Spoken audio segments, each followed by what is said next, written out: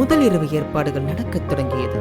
ஒரு பூந்தோட்டத்தை பறித்துக் கொண்டு வைத்தார் போல் அந்த அறை அலங்கரிக்கப்பட்டிருந்தது. சமுத்ராவின் அழகை காண ஆவலாய் காத்திருந்தான் பார்த்திபன். சூரியன் முழுதாய் மறைந்து சந்திரன் அந்த நாளை ஆட்கொண்டு விட்டான். முதல் இரவு ஏற்பாடுகளும் தீவிரமாக நடந்தேறியது. ஒட்டுமொத்த அலங்காரத்தையும் ஒரு சுத்து பார்த்துவிட்டு திரும்புகையில் அவன் முன் சமுத்ரா நின்றாள். அப்படியே அவள் முன் எழுந்து நின்று அவள் அழகை கொள்ளையடிப்பது போல் பார்த்தான் பார்த்திபன். உடனே சமுத்ரா வெட்கப்பட்டு அவன் முன் தலை குனிந்து நின்றாள்.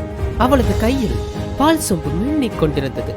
அவள் கையில் இருந்த பால் சொம்பை வாங்கி அங்கிருந்த மேஜை மேல் வைத்துவிட்டு குனிந்திருந்த அவள் முகத்தை தன் கையால் தொட்டு நிமிர்த்தினான் பார்த்திபன். சமுத்ரா மீண்டும் வெட்கப்பட்டு தலை குனிந்து தள்ளி நின்றாள். பார்த்திபன் ஆசையாய் அவள் அருகே வந்து அவளை கட்டி அணைத்தான்.